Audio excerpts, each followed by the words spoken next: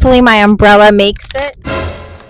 The hills, wearing the golden crown of sunlight. I can't find a quiet spot. Singing birds are also welcoming because they are heralding the arrival of morning. Hi everyone. Today I'm going to Southampton and you're coming with me. While there, I'll show you the beautiful sights and we will read and analyze Olivia Ward Bush-Banks' poem, Morning on Shinnecock. And as per usual, I'll be collecting data and inspiration for my own Southampton-themed poem. All right, let's go. I made it to the first stop. Here we are at Conscience Point. There's a very short trail that leads to a rock of some sorts on which there is an inscription about the history of the area. Hopefully my umbrella makes it.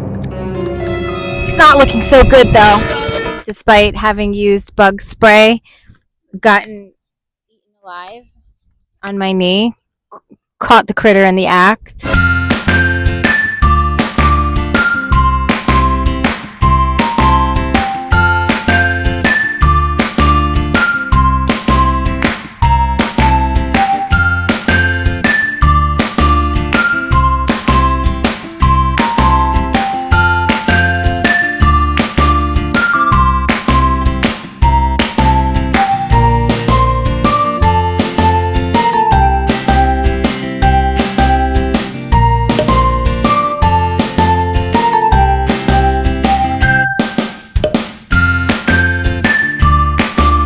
I came to Cooper's Beach hoping to be able to read and analyze Olivia's poem with you now, but I can't find a quiet spot.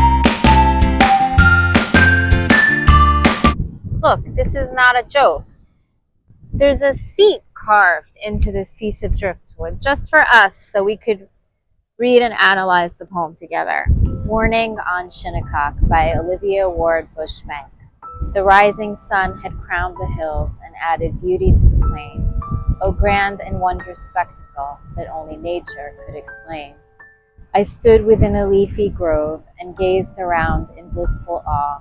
The sky appeared one mass of blue that seemed to spread from sea to shore. Far as the human eye could see were stretched the fields of waving corn. Soft on my ear the warbling birds were heralding the birth of morn. While here and there a cottage quaint seemed to repose in quiet ease amid the trees whose leaflets waved and fluttered in the passing breeze. O morning hour, so dear thy joy, and how I longed for thee to last. But even thy fate fading into day brought me an echo of the past. 'Twas this, how fair my life began, how pleasant was its hour of dawn, but merging into sorrow's day, then beauty faded with the morn. What I love the most about this poem is that it seems very simple at face value. The first four stanzas seem like a very simple yet beautiful description of a sunrise. As you get to stanzas 5 and 6, you realize that it's much deeper than just a beautiful sunrise. We realize after reading stanzas 5 and 6 that stanzas 1 through 4, the description of the beauty of the sunrise, symbolize the poet's youth when she was happy and when life was pleasant. But by stanzas 5 and 6, as the sunrise fades away and day emerges, that day symbolizes the later years of Bush-Banks' life, which became plagued with sorrow. Now let's take a closer look at the highlights of each stanza. The first line of stanza 1 is very strong. Bush-Banks opens the poem immediately by using both personification and metaphor.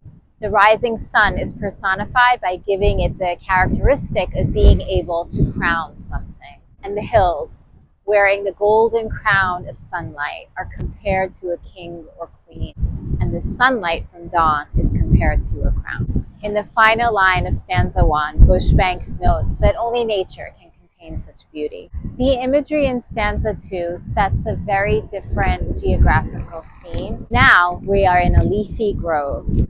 Despite the different scenery, the imagery continues to be pleasant. Bush-Banks uses phrases like leafy grove, blissful awe, sky appeared one mass of blue, seemed to spread from sea to shore. I also love the repetition of the S sound. In stanza 3, the geographical scene changes yet again. Now, Bush-Banks takes us to a field of waving corn. More personification once again. The corn is waving. So while waving can just mean that it's swaying, and it is swaying, we can still consider this to be a mild form of personification because humans also wave as a form of welcome. By describing the corn as waving, Bush-Banks is trying to convey a very welcoming, positive, and warm environment. The singing birds are also welcoming because they are heralding the arrival of morning. Another example of personification here is how she describes as morning to be born, as if morning were a newborn baby.